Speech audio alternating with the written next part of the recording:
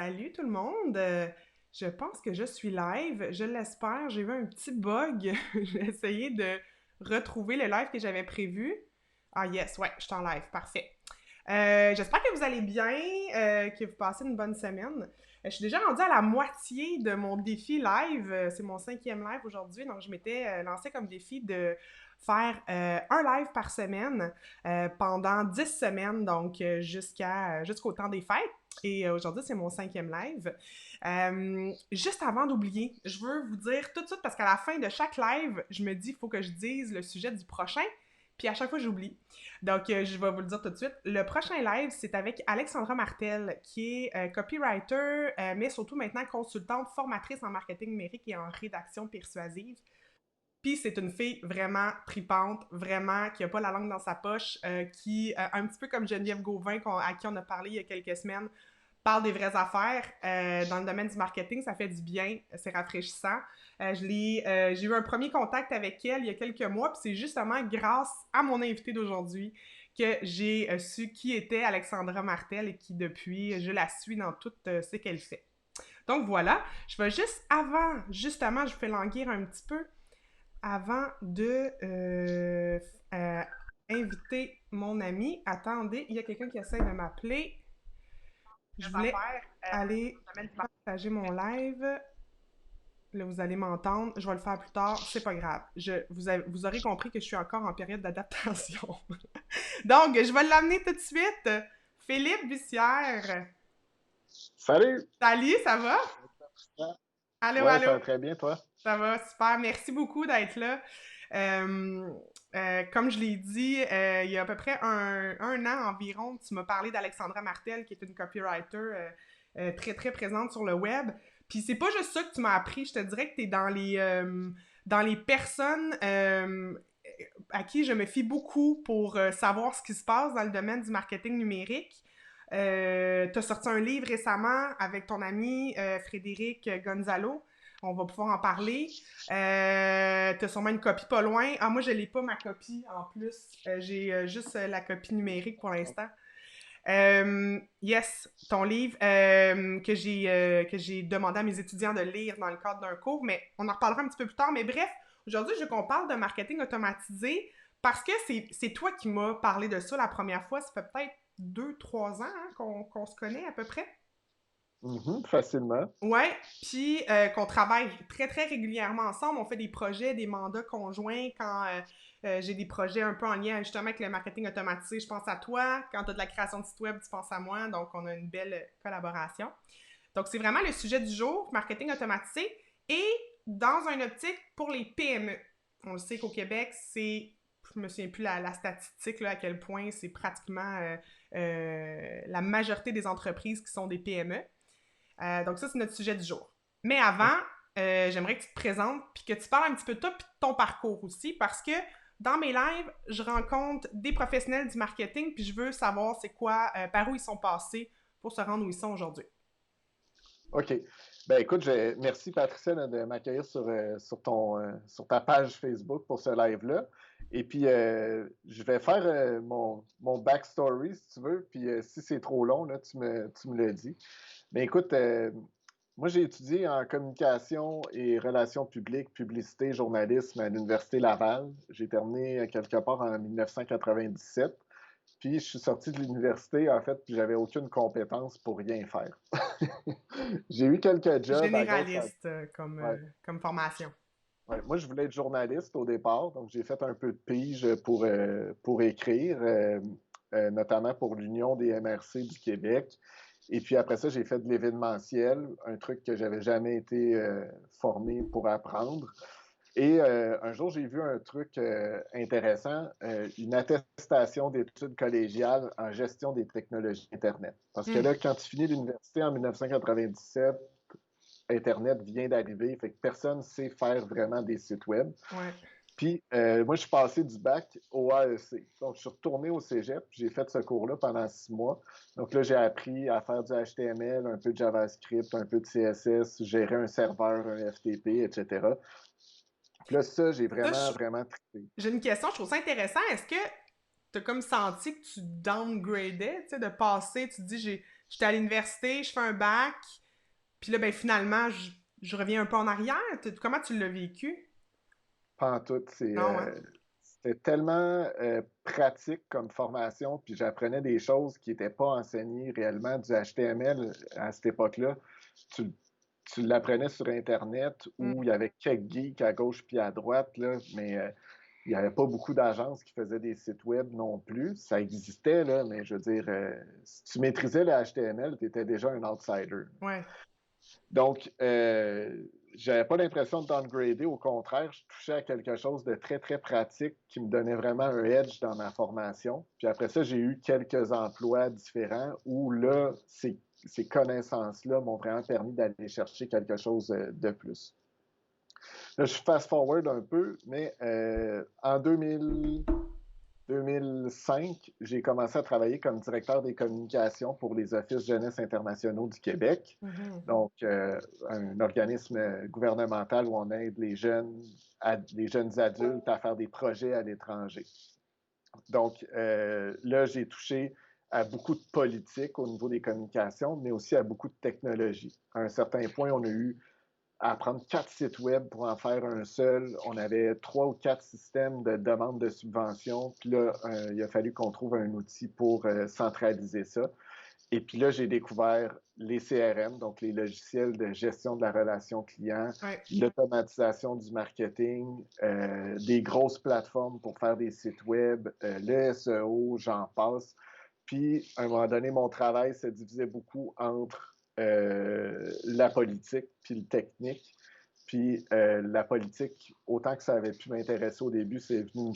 En fait, ça m'agaçait beaucoup. Là. Quand tu commences à faire des événements avec des premiers ministres, puis que là, il y a des rôles, puis là, toi, tu peux t'asseoir là, toi, pas là, puis qu'il faut que tout soit timé. L'honorable ministre, tu sais, faut que tu les nommes en ordre de croissance, là. Ouais, Ouais, ouais. au Ouais, ouais. début, là, je tripais vraiment là-dessus, puis à un Ouais. moment donné, je me ah non, c'est pas ça que je veux. Puis là, je commençais à aimer beaucoup plus la technologie. Puis Mhm. j'ai fini par quitter mon emploi puis démarrer ma boîte. Phare 36. Puis Ouais. au début, je ne savais pas ce que j'allais faire avec ma boîte, donc je faisais n'importe quoi. J'ai fait des sites web, de la stratégie de contenu, de la formation, gestion de page Facebook. J'ai vendu du Google Ads aussi en pensant que j'aimerais ça, mais en fait, je l'apprenais en même temps que je le vendais. Puis en moins d'un an, je veux dire, je me suis retrouvé face à rien. Puis j'ai fait, bon, ben, le plan, c'était pas que je fasse faillite non plus. Donc, je me suis retrouvé un emploi chez Technocompétences. Et là, un des premiers mandats que j'ai eu, c'est de trouver un outil qui nous permettrait de savoir qui télécharge les outils gratuits qu'on a à offrir sur le site et à faire des suivis auprès de ces gens-là pour qu'ils démontrent un intérêt envers l'organisation. Puis envers des outils payants éventuellement. Exactement. Mm. Donc là, on a étudié le marché, on a identifié quelques solutions, on en a choisi une, puis j'ai eu le bonheur ou la luck, si tu veux, de me faire dire, ben Philippe, forme-toi, implante-le, puis tu as tout l'été pour faire ça. Ben, le plan, Ça c'était date sur de quand? C'est quand, ça? 2014, OK. 2014-2015. OK. Puis peut-être 2013-2014, en tout cas. Le plan, c'était sûrement que je reste là longtemps parce qu'il y avait un investissement en moi qui se faisait. Mais moi, à un moment donné, j'ai fait ah, là, je viens de trouver ce que je vais faire avec Phare 36. Je vais faire de l'implantation de CRM et de marketing automatisé pour les PME. C'est vraiment ça qu'on fait depuis ce jour-là. Mhm. Je veux dire, j'ai quitté cet emploi-là. Eux m'ont réembauché pour que je forme des gens chez eux. Mais là, depuis ce jour-là, on est une agence marketing, mais on se questionne de plus en plus à savoir si on devrait s'appeler une agence marketing. Mais nous, ce qu'on fait, c'est qu'on accompagne les PME à implanter un outil de gestion de la relation client, puis à automatiser tous les processus liés au marketing, aux ventes ou à n'importe quoi d'autre. Donc, vraiment, d'aller beaucoup plus loin. Excellent. Puis, justement, bon, tu nommes des termes que peut-être certaines personnes connaissent, peut-être que certaines autres personnes ne connaissent pas. Donc, tu as parlé de CRM, tu as parlé de marketing automatisé. Euh, J'aimerais que peut-être tu me décrives plus précisément ce que ça fait. Et, ouais, voilà. OK. Un CRM, là, j'ai pas d'image à vous présenter, mais dans l'ancien temps, dans un bureau, tu avais par exemple une équipe de vente qui avait des contacts avec les clients puis les prospects. Puis sur leur bureau, il y avait tout un outil qui était comme en rond, puis Ouais, tu mettais toutes tes cartes d'affaires là-dedans, puis tu notais où tu as rencontré cette personne-là, par quoi elle était intéressée. C'était un Rolodex ou un Cardex que ça s'appelait. ouais. Puis chaque vendeur avait son petit annuaire comme ça, son petit Rolodex, puis c'était comme sa mine d'or. Je veux dire, Mm. le vendeur, il arrivait dans une boîte, il avait son Rolodex avec ses contacts, il démissionnait, il partait avec son Rolodex. Le CRM, c'est la version moderne de ça, c'est-à-dire c'est l'entreprise qui a un Rolodex au centre, donc le logiciel de gestion de la relation client, puis les contacts, les prospects, les clients, les abonnés, name it, sont là-dedans. Et c'est ça qui est nourri par l'équipe des ventes, du marketing, du service à la clientèle. Donc, à quelque part, c'est la mine d'or de l'entreprise, un CRM. Donc, tu sais, la valeur de Facebook, la valeur d'Amazon réside presque exclusivement dans le data qu'ils ont sur Mhm. chacun des utilisateurs. Et c'est un peu la même chose pour les entreprises. Leur banque de clients a une valeur, c'est ça qui leur permet de vivre. Maintenant, un CRM, ça fait juste rien. Ça fait juste mettre l'information au centre de la table, puis tout le monde y a accès, puis tout le monde peut l'utiliser. Mhm. Nous, ce qu'on vient faire avec le CRM, c'est qu'on automatise des processus. Souvent, ça va être des envois de emails. Donc, quelqu'un télécharge un outil gratuit sur mon site web, il va recevoir une série de 5-6 emails pour dire: as-tu lu cette page-là? As-tu bien téléchargé le document? Mhm. Qu'est-ce que tu penses de telle idée? Serais-tu intéressé à participer à un webinaire, etc. Euh, Juste une petite parenthèse, puis je veux juste dire, comme on est en live, si vous avez des questions, vous vous gênez pas, je vois tout ça apparaître sur mon écran, puis je vais poser des questions au fur et à mesure à Philippe. Tu parles bon, d'éléments gratuits. Souvent, on va attirer les gens pour avoir leurs coordonnées avec quelque chose qui est gratuit, pour mhm, éventuellement donc faire rentrer cette personne-là dans notre CRM et après dans un processus d'automatisation. exactement. Cette personne-là, donc, va télécharger quelque chose de gratuit. Il y a beaucoup de termes. On entend beaucoup lead magnet, freebie, euh, capture. Il y a comme plusieurs termes. Toi, il y en a-tu un que tu utilises plus ou qui Nous autres, à définit mieux? l'interne, on parle plus de lead magnet, mais Aimant à client ouais, ça, j'aime en pas ça comme français. traduction, mais écoute, Ouais, ça passe pareil. ouais. Mais l'idée, c'est que tu es au début de la relation avec la personne qui a démontré un intérêt. Elle te Puis, connaît pas. En ouais, fait. il y a peut-être des gens qui connaissent cette analogie-là, mais tu peux pas demander la personne en mariage tout de suite en disant: veux-tu acheter mon programme à 10 000 ou veux-tu venir travailler avec moi pour un montant de 15 000 ça, Ouais, ça fait pas de sens. ouais, Donc là, tu es au début de la relation. Donc là, c'est quelque chose de simple. C'est un cadeau. Puis il faut que ça amène une certaine valeur à la personne. ouais. Donc, comme par exemple, nous, sur notre site web, si tu viens, tu peux télécharger un e-book sur les 9 étapes pour implanter un CRM Mhm. dans une PME. Ouais. 9 étapes pour réussir à bien implanter le CRM. J'ai jamais fait beaucoup de pubs sur ce e-book-là, mais à chaque année, ça nous apporte un ou deux bons clients Mhm. qui ont commencé par télécharger ça. Puis après ça, il y a des suivis email. Puis moi, j'ai des alertes de téléphoner aux personnes au bon moment.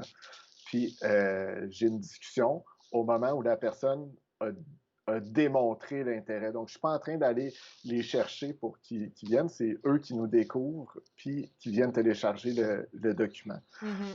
L'important, c'est que les gens arrivent sur un site web parce qu'ils ont une question ou parce qu'ils ont un problème.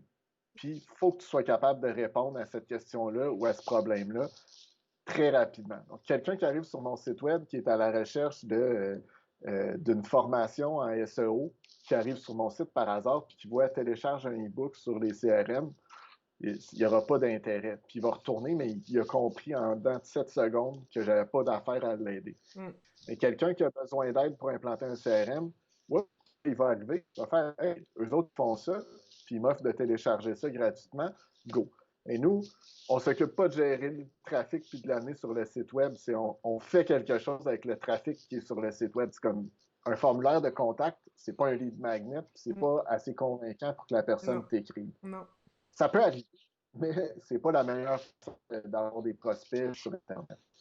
Puis, tu sais aussi, ce fameux lead magnet-là, j'en ai fait un récemment.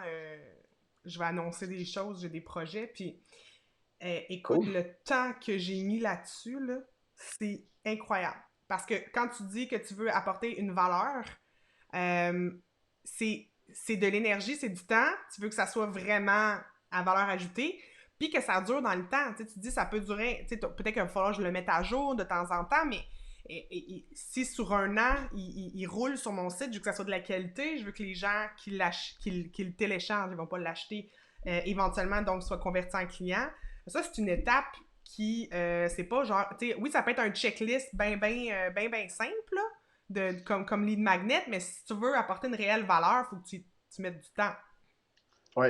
Bien, souvent, les gens vont chercher trop longtemps pour créer leur lead magnet. C'est comme, ils vont chercher quelque chose qu'ils n'ont pas, Mm. mais le but derrière ça, ça va être de vendre quelque chose qu'ils ont déjà. Comme toi, Patricia, tu fais de la formation en ligne sur WordPress puis Ouais. Divi. Ben, SEO, DV, ouais.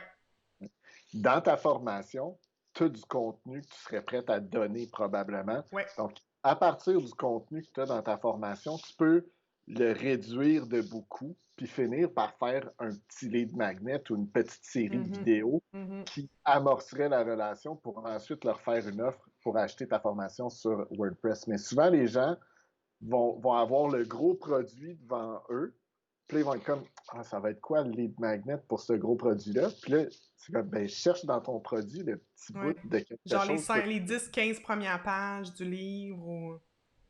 Oui, ou ça peut être un webinaire ou une série de vidéos que tu invites les gens à regarder.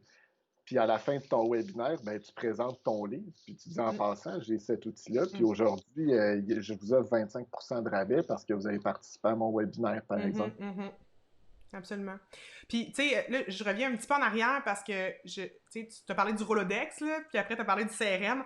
Entre les deux, moi, ce que je vois beaucoup, puis ce que les entreprises, les PME, encore beaucoup, c'est leur boîte courriel qui sert de ce fameux Rolodex-là du 21e siècle, Mhm. où chaque personne dans sa boîte courriel a tous ses contacts, euh, mais t'as pas le suivi de ce que la personne a dit. Ben évidemment, là, le PDG va pas se mettre à lire les courriels de tous ses employés. Là, il y aura un petit problème éthique aussi. Mais bref, toute l'information, oui, on utilise une technologie, mais c'est quand même en silo. Chaque employé ou chaque département, c'est un silo. Puis Mhm. là, l'intérêt du CRM, c'est que tout ça soit migré au même endroit. Mhm. Puis qu'on ait de l'info sur chacun des... Exactement. Ça, Vas-y, vas-y. ouais. Ce que les gens vont oublier, c'est en fait, tes prospects, si tu fais de la vente en ligne, par exemple, ou si tu vends tes services en ligne, tes prospects devraient t'arriver par ton site web, par de la pub, etc., puis rentrer dans ton CRM, puis ensuite être assigné à un vendeur ou au moins si tu es une solopreneur, bien, que tu sois avisé que tu as un nouveau lead qui vient de rentrer Mhm, dans ton mhm, CRM. Le bout qu'on parle moins en 2020, c'est le offline, donc dans des activités de réseautage. mhm. On n'en a plus beaucoup. Mais bon, ça va sûrement revenir un Un jour. jour, un jour. Là, tu rencontres des gens, tu ramasses des cartes d'affaires ou tu notes des coordonnées dans ton téléphone. Mais amener le offline à online, ça se fait aussi avec un CRM. Donc, tu Mhm. peux prendre des photos des cartes d'affaires puis les contacts rentrent direct dans ton CRM. Donc, si Ouais. tu vas dans une soirée de réseautage, moi, j'ai un e-book, les 24 tâches que toutes les PME pourraient automatiser. Ben, si je vais à une soirée de réseautage, je peux me dire, par exemple, OK, aujourd'hui, je vais parler de ça, puis je vais faire un suivi avec tous les gens que je rencontre pour qui aient téléchargé mon livre. Donc, à chaque client que tu rencontres, tu prends en photo, bien, chaque personne que tu rencontres, tu prends en photo la carte d'affaires, puis le soir, tu reviens chez vous, puis tu t'assures que les coordonnées sont bien rentrées, puis là, tu rentres dans ton tunnel pour qu'ils aient téléchargé le truc, puis qu'après 3 emails, tu leur proposes un rendez-vous pour en discuter. Donc là, bon, tu vois, tu viens de commencer à parler de l'autre sujet. Donc, le tunnel, le Ouais, marketing automatisé. Donc, on ouais. peut dire un funnel, un tunnel de vente, un entonnoir. Bon, il y a plein de termes encore là. Ouais. Euh, donc, qu'est-ce qui se passe à ce moment-là? Euh, ben, c'est comme je te disais, c'est comme une histoire d'amour qui débute. Donc, tu as les premières étapes, puis des fois, il y a des gens qui vont te lâcher à la première étape. Le principe de l'entonnoir, c'est comme ça. C'est que tu as Ouais. beaucoup de monde au début, puis tu en as beaucoup moins à la fin. Donc, les gens viennent, ils prennent ton lead magnet, puis là, tu effectues des suivis. Là, les gens commencent à te connaître, puis ils sont comme, hey, il est cool, Philippe, il m'a rendu un service en me donnant un outil. Donc là, la personne est beaucoup plus apte à t'écouter pour la suite du discours. Mhm. Puis après ça, si tu as une autre proposition, idéalement, tu as une offre irrésistible à faire, tu n'es pas encore à ton core product. Là. Donc, tu arrives, tu proposes, est-ce que tu voudrais une consultation gratuite?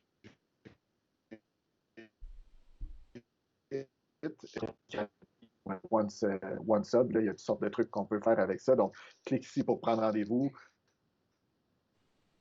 Une démonstration, une formation à prix réduit, un webinaire vraiment pas cher. Même, il y en a qui font des livres, ils vont faire des offres. Commande mon livre, fais juste payer le shipping, manutention, par Mhm. exemple. Mhm. Ouais. Ça a coupé un petit peu, là. Je sais pas si j'ai. Et commence à vraiment. Est-ce que tu m'entends bien? J'ai l'impression. Ça va. Ouais. On a comme un petit délai, on dirait. Ouais, ça se peut. Attends, je vais checker si mon heure trop pire. Pendant ce temps-là, j'aimerais ça, les gens qui nous écoutent, si vous en utilisez un outil, soit un CRM ou un outil de marketing automatique, et vous nous les nommiez dans les commentaires. Parce que justement, ben, tout ça, au final, tu sais, est-ce que c'est accessible pour la moyenne des entreprises? Quel genre d'entreprise peut se permettre d'automatiser ces processus? Tu me poses la question à moi ou tu veux Ouais, que les gens répondent à ça? vas-y, vas-y. OK. En fait, moi, là, quand j'ai commencé à découvrir le marketing automatisé, je croyais fortement que c'était un truc juste pour les grosses entreprises. Mm. Puis finalement, on a découvert qu'il y a des outils qui demeurent abordables. Des fois, on a des prospects qui font le saut quand on dit ça, ça coûte 2, 3, 400, 500 dollars par mois. Ça demeure des outils abordables qui permettent de, d'avoir l'air d'une grosse entreprise, même si c'est une petite entreprise. Puis aujourd'hui, il y a tellement d'outils différents pour accomplir ce genre de tâches-là. C'est pas de savoir quel outil serait bon pour toi, c'est surtout déterminer tes besoins puis de regarder quel produit répond à tes besoins. Mhm. Nous, ben, tu le sais, Pat, nous, on travaille avec beaucoup Infusionsoft, Keep et ActiveCampaign. Mais il y en a tellement d'autres, puis il y en a plein qui font leur apparition. J'ai une entreprise française qui m'a contacté hier pour que je devienne partenaire de leur solution d'automatisation, Probance. Ils veulent rentrer sur le marché québécois. J'ai Ok. jamais entendu parler de ça. Mm. Puis ça pousse, là, je dirais pas que c'est des champignons, là, parce que c'est des bonnes solutions, Mhm. mais il y en a énormément, puis il y en a qui sont bonnes pour certaines choses, puis il y en a d'autres qui sont moins bonnes. Tu sais, Insightly, si tu veux faire voyons, ils appellent ça social CRM, d'être plus connecté sur les réseaux sociaux des gens. Ça a l'air que c'est vraiment excellent. HubSpot est super. Landing page que tu vas faire, tu peux même créer ton site web au complet dans la plateforme. Il y Mm. a vraiment beaucoup de variations dans les outils du marché. Mais Pour, définitivement, il y a de la place pour tous les budgets. Là. c'est ça, hein? En fait, même un solopreneur peut le faire et devrait le faire. Est-ce que tu aurais Mm. un outil, parce que tu sais, c'est ça, Infusionsoft, ActiveCampaign, c'est quand même des gros outils. Comme tu l'as dit, dispendieux, c'est peut-être pas dès le départ non plus nécessaire d'aller vers ces gros outils-là dès le départ. Est-ce que tu aurais une suggestion, un outil qui pourrait être pertinent pour un solopreneur dans le domaine du service? C'est une question de Audrey de APH Stratégie. OK, salut Audrey. Honnêtement, il y a beaucoup d'outils, puis je veux dire, je peux pas dire, ah, celle-là, c'est la meilleure. Mm. Nous, le pari qu'on fait chez Fort 36, c'est que les choses qu'on promet et qu'on vend, on sait qu'on peut les réaliser dans les plateformes qu'on utilise. Mhm. Infusionsoft c'est par contre, ils ont créé une application qui est comme le petit frère d'Infusionsoft, ça s'appelle Keep, Keep. K-E-A-P. Et celle-là est vraiment faite pour les petits entrepreneurs, les solopreneurs. C'est vraiment une bonne plateforme. Tu peux même intégrer un numéro de téléphone à l'application mobile qui te permet de texter avec tes clients sans que ce soit ton numéro personnel. Puis, tu as tout accès à l'automatisation qui est dans Infusionsoft aussi. Là, tu y as accès dans Keep. Donc, c'est vraiment, tu prends le meilleur d'Infusionsoft, tu le mets dans Keep, puis tu gères ça en solo. Ça ressemble à combien par Sinon, mois? ActiveCampaign fait vraiment du bon travail. Keep est à peu près, je pense, 99 US par mois, OK. avec 2500 contacts, je pense. ActiveCampaign, si tu veux un équivalent, ActiveCampaign commence à 9$ par mois, mais tant qu'à moi, ça ne sert à rien. Il faut que tu ailles au forfait à 50$ par mois, je pense, pour commencer, pour avoir quelque chose qui a de l'allure. C'est vraiment comparable, les deux.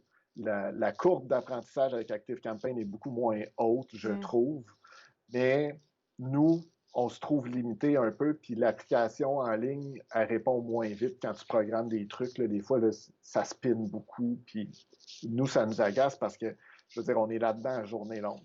Mais, tu sais, il y a des... Puis, tu sais, est-ce que ça prend absolument, justement, une agence qui nous accompagne ou si, ben, moindrement, on est techno, on connaît les outils, pas ceux-là précisément, mais des outils technologiques, est-ce qu'on est capable de se débrouiller? Ça dépend. Quelqu'un qui est bon au niveau de la technologie va se débrouiller.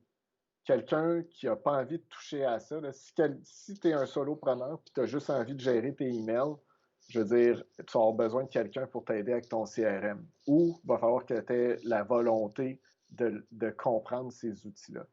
Après ça, si tu es bon avec la technologie, il faut que tu sois capable de, comment dire, de te plier à la logique de l'automatisation. Ça fait beaucoup de choses, l'automatisation, mais il faut que tu comprennes comment le logiciel agit puis comment les événements déclencheurs vont se produire. Si tu construis ton tunnel de vente dans ActiveCampaign, par exemple, ben, il faut que tu saches que si tu rentres un client à partir de tel formulaire, que le client va recevoir 3 emails en 3 jours avant d'avoir une alerte pour le contacter, par exemple.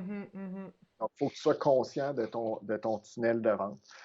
Nous, on a les deux types de clientèle chez Fort36. On a des gens qui viennent pour démarrer, puis après ça, on les forme, puis ils repartent, puis ils travaillent avec les outils eux-mêmes. Puis, on a une autre clientèle qui est vraiment... En fait, ils ne mettent pas les mains dedans. Ils comptent sur nous pour le faire, puis c'est la majorité de notre clientèle. Okay. Mais techniquement, c'est des outils qu'on pourrait considérer comme bureautiques, puis il faudrait que tout le monde l'apprenne un peu plus. Un CRM, souvent, pour beaucoup de gens, ça va être un peu une plaie, mais en même temps, c'est un mal pour un bien. Pour une entreprise, aujourd'hui, pour moi, c'est devenu impensable de ne pas avoir de CRM. Ça fait. Il y a Ali aussi qui dit que HubSpot, pour lui, c'est le meilleur, mais que c'est cher.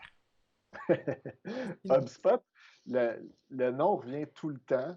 C'est pas un outil de PME. C'est un méga bon outil. Okay? C'est vraiment bon, mais ils ont le défaut de leur qualité, c'est que le CRM, il est gratuit. OK. Fait qu'il y a beaucoup de gens qui vont se diriger vers le CRM d'HubSpot parce qu'il est gratuit. Après ça, si tu veux te lancer dans l'automatisation, les prix vont faire ça de même. C'est fou. Okay. C'est un super bon outil, mais c'est pas vraiment pour les PME. Moi, quand je parle de PME, là, c'est 10-12 employés ou un petit département de marketing, 3-4 personnes. C'est ça. Si tu es à 100-150 employés, HubSpot, ça va peut-être te servir, mais... Nous, j'ai déjà réfléchi à migrer des clients sur HubSpot, mais vous ferez le test, là, vous irez voir si tu as 150 000 adresses email dans ton CRM, puis tu vas aller chez HubSpot, tu vas payer extrêmement cher. OK. Au nombre d'adresses. Puis des petits outils là, comme MailChimp qui en fait un peu, je pense pas qu'ils n'ont pas de volet CRM, mais ils ont des volets automatisation, MailerLite, ces outils-là, ConvertKit. Est-ce que c'est des outils que tu as déjà testés? Est-ce que tu as une opinion sur le sujet? Euh, bon, j'ai un peu la réputation de ne pas être un grand amoureux de MailChimp. Ouais, c'est pour ça que je Euh, t'en parle. ouais, ouais. MailChimp, c'est un outil d'infolettre à la base. Mhm. Donc, MailChimp, sa grosse force, c'est qu'il va faire des belles infolettres. Nous, chez Fort 36, je m'en cache pas, on fait pas des belles infolettres. On fait des emails qui sont ouverts, puis on fait des emails qui sont lus. C'est Mm. ça le plus important. Puis là, je vais dire quelque chose de gros, là, mais il n'y a personne qui ouvre une infolettre parce que l'infolettre est belle. Mm. Le défaut qu'on a en design, ça va être de faire un zoom out sur notre infolette, puis on va faire oh, elle est belle, tu sais, notre infolette. Tu regardes ça comme un flyer, par Ouais. exemple. La réalité, c'est que les gens ouvrent ça sur leur téléphone, ils ouvrent ça dans une fenêtre large de même, dans leur ordi, Mm. tu ouvres ça dans plein de logiciels. Les gens sont intéressés par le contenu que tu Mm. mets dans ton infolettre. Je pense que le Donc, les... contenant, le visuel, beau, laisse ça pour Instagram, laisse ça pour d'autres plateformes où c'est ça qu'on va chercher. Parce que c'est vrai aussi, tu sais, moi, plusieurs infolettes où les images sont même pas chargées, donc anyway, je les vois pas. Je vois juste le texte, puis je vois des X comme quoi que l'image est même pas chargée. Donc, pour économiser mon data. Donc, finalement, c'est ça. Il y a juste le texte qui m'est livré correctement. Exactement. Ouais. Mais écoute, MailChimp se réajuste au marché, là. Ils changent leur modèle d'affaires, puis ils ont développé de l'automatisation, puis ils ont développé un volet CRM, mais là, ils sont à la remorque. Ça. En tout cas, ils sont en arrière dans ce Ouais. marché-là. C'est pas des leaders là-dessus. Mm. Donc, c'est pas un mauvais outil, mais moi, c'est pas un outil que je recommanderais, à moins que tu aies vraiment le désir de faire des belles infolettres. OK. Après ça, ConvertKit, ça s'est beaucoup amélioré dans les dernières années. C'est un bon outil aussi. MailerLite, je pense pas qu'ils ont de volet CRM.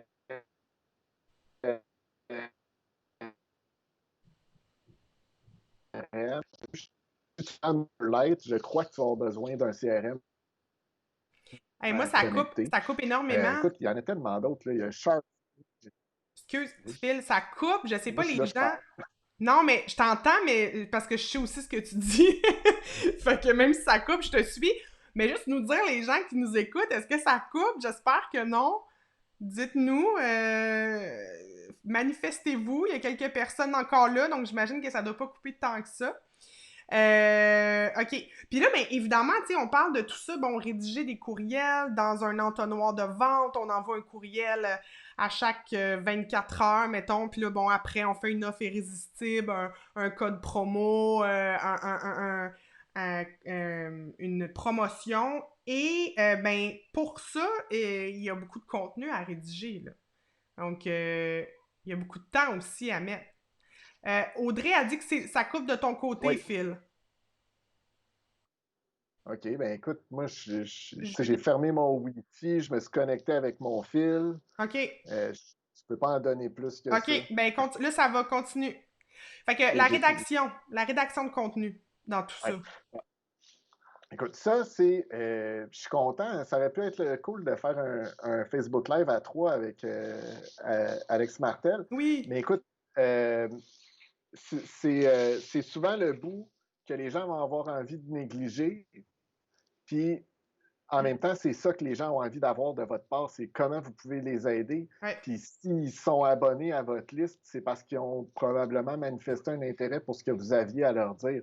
Donc, quand on met en place des tunnels, hier, on parlait à un nouveau client qui a un livre, puis on dit, ben, quand il va y avoir une vente de ton livre dans ta boutique, on peut avoir une campagne de suivi, puis demander des avis sur Amazon, etc. Puis on a déjà monté des campagnes similaires pour un client. Puis il dit, ah ouais, ça me prendrait combien d'emails pour cette campagne-là? Je dis, ben, le client pour qui on le fait, il y a 40 emails différents dans ses suivis. Ouf. Mais tout ça prend des chemins C'est différents ça. selon si Une les gens seule personne ne reçoit pas 40 courriels, bien sûr, là. Non, non. Mais ça pourrait aussi être possible si tu vas sur le site de StoryBrand de Donald Miller, puis tu t'inscris à ses conseils quotidiens qu'il envoie sur la gestion d'une entreprise. Je veux dire, il y a littéralement un email par jour pendant un an Mm. avec des vidéos puis des conseils hyper pertinents. Je les ai toutes sauvegardés pendant un an, ces emails-là. Donc, tout dépend du service que tu as à vendre puis de l'intérêt que les gens vont montrer. T'sais. Mais moi, pour certains conseils que je peux avoir, je vais toutes les ouvrir, les emails. Là. Mm. Donc ça, mais c'est souvent la rédaction qui va amener un frein à la mise en place du tunnel. C'est-à-dire, nous, tout va être prêt, mais on va attendre le contenu. C'est la même chose quand tu fais un site web. Hein? Ouais, Souvent, ouais, la plateforme est pleine de lorem ipsum, puis là, tu attends le texte. ouais, exactement. Puis c'est bon. Souvent, quand le client veut rédiger lui-même son contenu, donc lui-même, par exemple, ses courriels, puis qu'après, ben, un expert repasse par-dessus, puis si on se rend compte que c'était pas exactement ça, puis exactement les besoins, les clients, très souvent, veulent dire les 25 caractéristiques de leur produit pour être sûr de ne pas en oublier un, parce que si on en oublie un, ben, il y a peut-être une personne dans le fin fond du monde que c'est cette caractéristique-là qui aurait pu l'intéresser. Donc, ben, au final, il vient noyer le poisson parce que il y a peut-être un top 3 de caractéristiques qui seraient à mettre de l'avant qui vont intéresser ton client idéal, ton persona. Ça aussi, je vais en parler la semaine prochaine avec Alexandra Martel. Mais c'est sûr qu'évidemment, dans le marketing automatisé, c'est super important, là. S'adresser à Mhm. Mais une seule souvent, personne. les gens vont avoir à leurs produits des avantages de leur service, alors que c'est pas ça que les gens ont envie de savoir. C'est comme, peux-tu m'aider à Bon, t'es gelé, Phil. commander? Puis c'est ça, tu sais. Ça gèle. Colin, je t'ai su. Je sais qu'est-ce que t'as dit. T'as dit, peut-être qu'on l'a pas entendu, mais que justement, comment tu peux répondre à mon problème. Donc, donne-moi pas les caractéristiques de ton produit, mais dis-moi comment ce produit-là peut répondre à mon problème, ma situation. Ouais. Puis même moi, étant dans le marketing numérique tous les jours, je l'oublie des fois. Tu m'as aidé pour rédiger quelques contenus pour mes éléments de vente sur ma formation.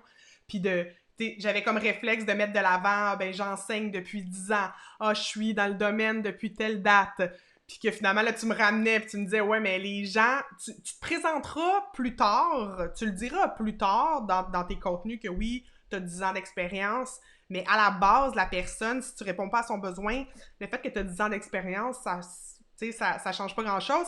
Puis c'est un petit peu... Je l'aime beaucoup ton analogie de parler de la relation amoureuse parce que c'est comme pour que tu flashes sur quelqu'un, tu veux pas son CV, tu veux pas son gros pedigree, là, tu veux la personne que tu as devant toi. C'est un peu le même principe. Je trouve le fun, je vais te le voler pour certains clients. Cette, Pas de problème. C'est pas moi qui l'ai inventé non Non, plus. mais c'est super pertinent, c'est exactement ça.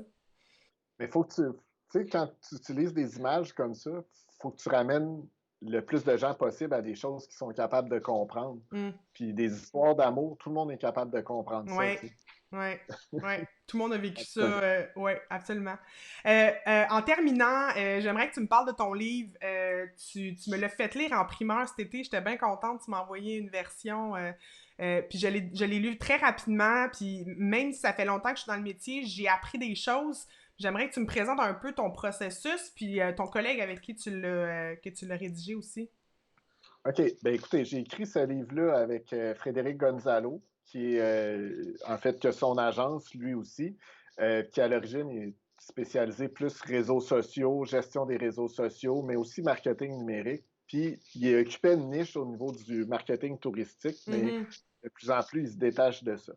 Donc, on a écrit un livre en 2015 ensemble sur la gestion des réseaux sociaux pour le marketing touristique. Puis à un moment donné, on l'avait fait en anglais, ce livre-là. Puis là, on s'est dit, hey, on devrait reprendre ce livre-là en français pour le marché québécois, mais élargir vraiment pour qu'on parle de marketing numérique. Puis Mhm. le problème qu'on voyait, ou la difficulté, c'est que avant, un chef d'entreprise qui voulait faire de la publicité, c'était pas très, très compliqué. Il allait voir la radio, il allait voir le journal ou il allait voir la télévision, puis il disait combien ça coûte, quel auditoire vous rejoignez, puis je vais préparer une pub, puis je vais mettre mon numéro de téléphone, à peu près ça, puis là, tu Mhm. attendais que le téléphone sonne. Fait acheter de la publicité puis amener des clients dans le business, c'était plus facile à comprendre. Aujourd'hui, il y a tellement de canaux que, je veux dire, pour un chef d'entreprise, un directeur marketing, ça devenait un petit peu difficile. Fait que ce qu'on voulait faire avec ce livre-là, c'était de retourner vraiment à la base, Si les d'être gens capable. veulent, je t'interromps, si les gens veulent se le procurer, c'est quoi le lien? Euh, T'as- Merde. T'as-tu un lien accessible? Ou sinon, on le mettra après dans les commentaires. Je te prends de court, là, parce qu'on n'avait pas parlé, mais on le mettra dans les commentaires après. Imagine-toi donc que je suis en train de revoir la page d'accueil de mon site web justement pour qu'il y ait un lien pour acheter le livre. Ouais, ouais, je connais la fille qui bâtit ton site. OK. Donc, le but du livre, c'est on reprend vraiment étape par étape, avec des exemples concrets d'entreprises québécoises. Qu'est-ce que tu dois faire Mhm, avec ton site web? Comment bien faire ton SEO? Qu'est-ce que tu dois faire avec ton email marketing, ton infolettre, les outils Google, le blog, l'automatisation, la gestion de la réputation. Il y a un chapitre pour chacun des réseaux sociaux. mhm. Ensuite, on touche la publicité, la vidéo, mais chaque chapitre est construit de la même façon. C'est comme, c'est quoi l'évolution pour le site web, de où on est parti, où est-ce qu'on est aujourd'hui. Voici 5 exemples d'entreprises québécoises qui ont bien fait certains trucs, et puis voici les conseils que tu devrais suivre. C'est destiné à apprendre la base à quelqu'un qui a besoin de maîtriser les choses, de maîtriser le vocabulaire un peu aussi, puis de, de l'amener ailleurs ou d'avoir une meilleure vision sur ce qu'il peut faire avec son marketing en ligne. Oui, puis je trouve ça intéressant parce que c'est des exemples québécois. Il y a énormément de ressources en anglais. Bon, certaines personnes ne lisent pas nécessairement l'anglais, mais même si on lit l'anglais, c'est vraiment le fun d'avoir des exemples concrets, puis des petites entreprises, puis des plus grosses. C'est ça que j'ai trouvé ça, le fun dans votre livre parce que, tu sais, on l'a dit, le marketing automatisé, marketing numérique de manière générale, ça appartient plus juste aux grosses entreprises qui ont un budget incroyable. On peut avoir des budgets quand même raisonnables, solopreneurs, petites entreprises, même des pigistes, et utiliser ces outils-là. Puis là, ben, je trouvais ça intéressant dans votre livre, vous touchez un petit plus à ces exemples-là pour ramener ça sur le plancher des vaches, parce que c'est bien certain, moi, ça me fait toujours rire quand j'ai des clients qui me parlent de Apple ou de d'autres grosses entreprises, puis je me dis, mais, tu sais, ça n'a aucun rapport, là. Ça n'a pas rapport avec votre budget, ça n'a pas rapport avec la réalité du Québec.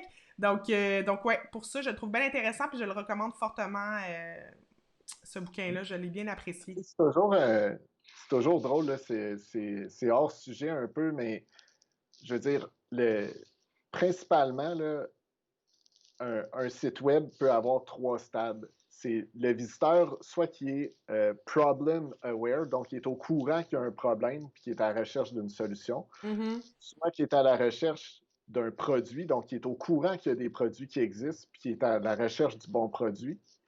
Ou après ça, il est déjà au courant que toi, tu existes puis Ouais, c'est tout qu'il branded. Ouais. recherche. Mhm. Fait que quand tu t'appelles Apple, là, je veux dire, les gens viennent sur ton site parce qu'ils savent qui Ouais. t'es, produit que tu as. Ouais. La plupart des entreprises sont au stade du on ne sait même pas encore que tu existes et c'est ça qu'il faut que tu laisses transparaître sur ton Ouais. site web.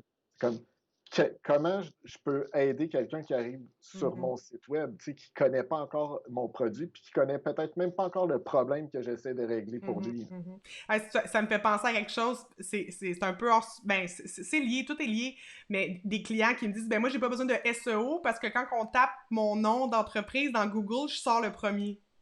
Ouais. Ben, j'espère. Tu sais, moi, si on tape Patricia Filiatro, il y en a pas ben d'autres, je sors en premier. Mais il y a pas personne qui a besoin de mes services qui va taper Patricia Filiatro, à part ma mère, si elle est curieuse de savoir c'est de quoi j'ai l'air dans mon site web, puis qu'elle se souvient plus que de mon adresse mail, tu sais, de mon URL. Donc, clairement que tu vas sortir premier si on tape ton nom, mais il n'y a pas personne qui va taper ton nom. Exactement. Malheureusement. Je t'ai mis le lien pour mon livre dans Messenger. Parfait. J'osais pas ouvrir d'autres affaires parce que là, Ouais, au cas où pendant que que ça ça. buguait, j'ai fermé plein de fenêtres là, Ouais, pour. c'est ça. Moi aussi, j'ai tout fermé. J'avais ça d'ouvert. Puis à un moment donné, j'étais comme en petite panique. J'ai tout fermé. Ben, je vais le mettre dans les, en dessous.